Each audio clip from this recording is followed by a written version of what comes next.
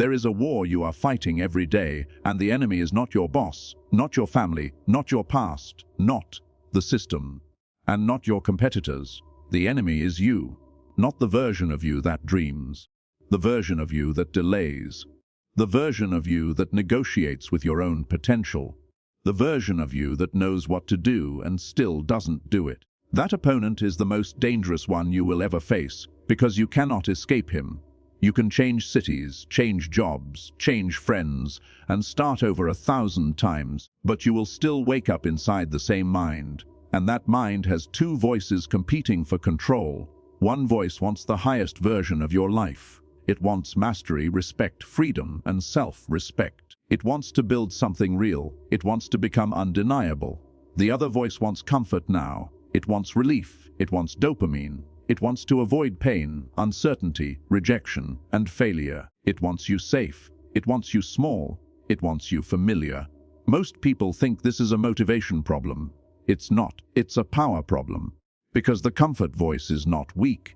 It is strategic. It has one job: protect your nervous system in the short term. It does not care about your future. It cares about how you feel right now. And that's why it wins so often. Because it fights with sabotage, not confrontation. It doesn't say, don't become great. It says, not today. Not today, you're tired. Not today, start Monday. Not today, you need more research. Not today, you're not ready yet. Not today, life is short, relax. That voice almost never says no forever. It only says no for one day. And if it can steal enough days, it wins permanently. So the real fight is not you versus the world. It's you versus your delay. And if you win this fight, you win everything, because every external victory is built on internal command. Money follows discipline. Respect follows self-respect. Confidence follows evidence. Freedom follows structure. But none of that happens until you stop being divided. Here is the brutal truth: the world is not beating you. You are beating you. And the reason this is hard to accept is because it destroys your favorite excuse, the fantasy that you are losing because life is unfair. Sometimes life is unfair, but most of the time, your life is exactly what your habits are. You don't rise to the level of your goals. You fall to the level of your systems. So let's define the battlefield clearly. The two versions of you: version 1 is the builder. The builder thinks long-term. The builder tolerates discomfort. The builder chooses pain now for power later. The builder doesn't need constant motivation because the builder has identity. The builder keeps promises to himself because his word means something. Version 2 is the addict. The addict lives for relief. The addict negotiates with discipline. The addict avoids silence. The addict avoids uncertainty. The addict ruins you with small betrayals that look harmless but accumulate into a life you don't respect. And here's the dark part: the addict usually sounds reasonable. Don't be so hard on yourself. You deserve a break. You can do it later, just this once. There is truth in those sentences. That's why they work. But when those sentences become your lifestyle, they become your cage. The addict doesn't need to destroy your dreams. He only needs to delay them until they die quietly. This is the same way a kingdom collapses. Not through one dramatic defeat, but through internal decay, discipline becoming optional, standards becoming negotiable, and weakness becoming normal. So the goal here is not to hype you up. Motivation is a mood. It fades. It's expensive to maintain. We are building command. Because command is what remains when you don't feel like it. Why you sabotage yourself: the biology of avoidance. Self-sabotage is not laziness. It's fear management. Your brain isn't designed for greatness. It's designed for survival. Survival means avoiding pain, uncertainty, rejection, and failure. Growth requires all four. So when you approach something that could change your life, training, building a skill, starting a business, quitting a bad habit, asking for more, leaving a toxic situation, your nervous system interprets it as danger. Not because it is dangerous, but because it is unknown. The unknown triggers fear. Fear triggers avoidance.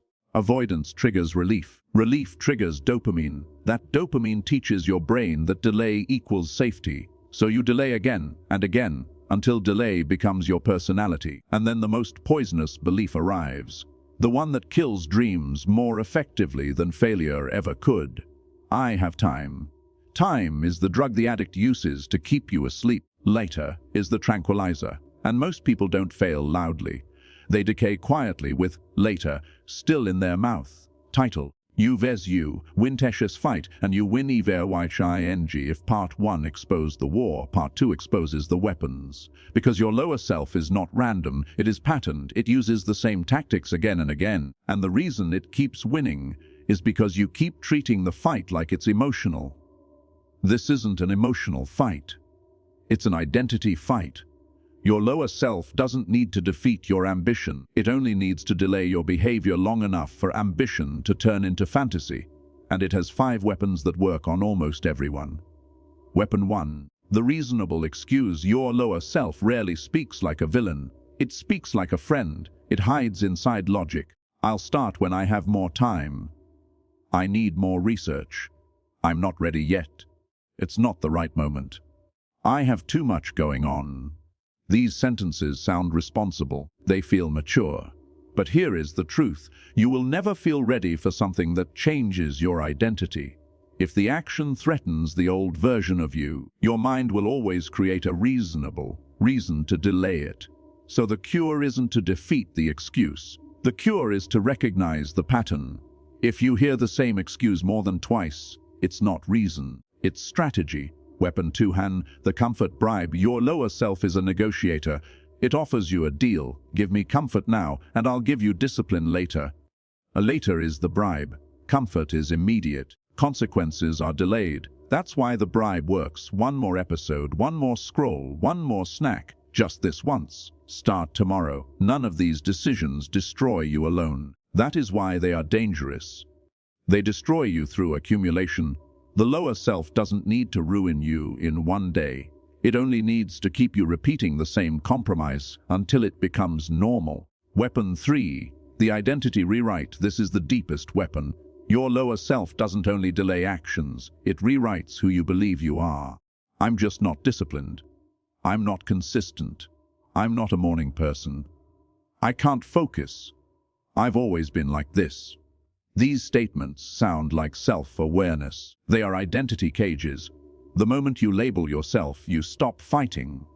You stop seeing the problem as temporary behavior and start seeing it as permanent nature. That's how the lower self wins permanently. It convinces you the war is unwinnable. But the truth is simpler. You are not undisciplined. You have undisciplined systems. You are not inconsistent. You have inconsistent environments. You are not weak. You have been trained to negotiate with yourself. So the moment you stop saying, I am, and start saying, I do, you regain power.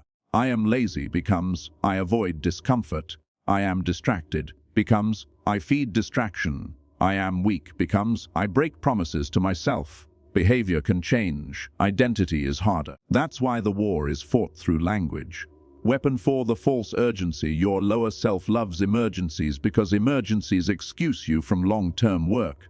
Suddenly everything is urgent messages, drama, small tasks, random fires, and you spend your life running around busy, calling it productive. Urgency screams. Importance builds. Machiavelli would call this misdirection. Keep someone busy with small battles and they never build a real army. Your lower self keeps you busy, so you never build the skill, the body, the money, or the structure that would make you dangerous. Weapon 50. The time illusion. This is the most lethal weapon. I have time. This sentence has destroyed more lives than failure ever could. Failure creates urgency. Failure teaches. Failure forces adaptation. But I have time creates sleep. It makes you lazy with your potential. It convinces you that your future is guaranteed. But time is not guaranteed. Energy is not guaranteed. The window for certain versions of your life closes silently. Health windows close. Courage windows close. Opportunity windows close. And later becomes a graveyard. So now the question becomes, what is the counter weapon?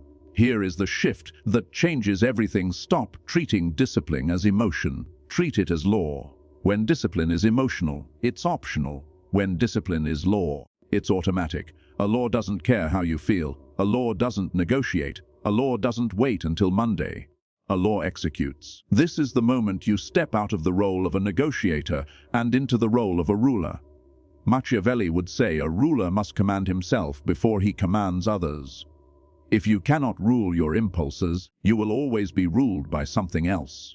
Title you vs you, win techis fight, and you win evryshig. The moment you treat discipline like law, everything changes. Because your lower self survives on debate. It survives on mood. It survives on loopholes. Law has no loopholes. Law is structure, and structure wins when motivation dies. So here is the system that makes your higher self win automatically. Even on tired days, stressful days, emotional days, days where you feel like quitting. There are 3 pillars: environment, friction, and identity. Pillar fun-teen environment. You are what surrounds you. Most people try to fix themselves while keeping the same environment that broke them. They try to focus while holding a phone designed to hijack attention. They try to be disciplined while living next to constant temptation. They try to quit habits while staying in the same rooms, feeds, and circles that normalize decay. That's not growth. That's self-torture. Your environment is a silent teacher. It trains you whether you like it or not. If your environment rewards distraction, you become distracted. If it rewards comfort, you become soft. If it rewards chaos, you become reactive. If it rewards discipline, you become stable. So the first move isn't be stronger. The first move is remove triggers. Remove the door before you pray for willpower. If your phone ruins focus, it doesn't belong near deep work. If social media ruins mood, it doesn't belong in your morning. If late nights ruin discipline, the device doesn't belong in your bedroom. If certain people ruin standards, they don't belong in your daily life. That is not cruelty. That is architecture. Pillar 2. Friction. Make bad habits hard and good habits easy. Your lower self wins because your life is designed for the lower self. Bad habits are easy. Good habits are hard. Scrolling is one tap away. Junk food is within reach. Comfort is immediate. Meanwhile, the things that build you require discomfort, time, and delayed reward. So you flip the friction. Put distance between you and what ruins you. Put convenience around what builds you. Discipline becomes automatic when good habits are easy and bad habits have barriers. Lay gym clothes out at night. Keep your workspace clean and ready. Put your phone in another room. Log out of addictive apps. Use blockers. Remove shortcuts. Keep temptations behind. Friction. Machiavelli would call this controlling the gates. You don't fight enemies inside the city. You prevent them from entering. Pillar 30. Identity. Your word must mean something to you. Most people treat discipline like a task list. That's why they fail. Discipline is identity. Your higher self wins when you stop being someone who tries and become someone who keeps promises. Because the strongest confidence isn't loud. It's quiet confidence built from evidence. I do what I said I would do. Your nervous system doesn't trust your goals. It trusts your history. So build history. One small promise kept daily beats a massive plan you abandon. The daily protocol: one action, one cut, one upgrade. Here is the simplest command routine that installs law into your life. One non-negotiable action daily, not 10. 1. Gym 20 minutes, study 45 minutes, build your business 1 hour, write 30 minutes, something that moves your life forward. 2. 1 cut daily. Remove one behavior that feeds the lower self. Less scrolling, no porn, no junk food, no gossip. 1 deliberate reduction. 3. 1 upgrade daily. Add 1 small system improvement. Prepare clothes, block a trigger, set a time block, clean your desk, message a disciplined person. Small upgrades compound. Do this for 2 weeks and your inner voice changes. Your lower self starts losing credibility because it realizes negotiation no longer works. But there's one final trap. When you slip, the lower self uses shame to make you surrender. It tells you that failure means you're back to zero. That's a lie. A ruler loses battles. He does not surrender the kingdom. So here is the rule: never let one bad day become a story about who you are. You may fail a day. The next day you return to law. Title you vs you. Win techis fight and you win evrythig. The war between your higher self and your lower self is not won by perfection. It's won by recovery speed. Most people don't lose because they fail once. They lose because they turn one failure into an identity. They miss a workout and say, "I'm lazy." They break a diet and say, "I have no discipline." They procrastinate and say, "I'm not built for this." They relapse into an old habit and say, "I always mess up." And then they surrender, not to the habit, but to the story. That story is the lower self's final weapon, shame. Shame is not accountability. Shame is paralysis. Accountability says, "I made a mistake and I will correct it." Shame says, "I am the mistake. So why even try?" Shame feels like honesty, but it's another form of self-sabotage. It keeps you stuck so you can keep feeling sorry for yourself instead of doing the hard thing, rebuilding momentum. Machiavelli would understand this instinctively. A ruler cannot afford emotional collapse after a setback. He corrects, adapts, and continues. He may lose a battle, but he does not hand over the kingdom. So here is your first rule. You don't need to be perfect. You need to be unbreakable. Unbreakable doesn't mean you never fall. It means you don't stay down. The relapse protocol. What to do the moment you slip. Most people slip and then spiral because they do the worst possible thing. They negotiate. "Well, I already messed up today, so I might as well."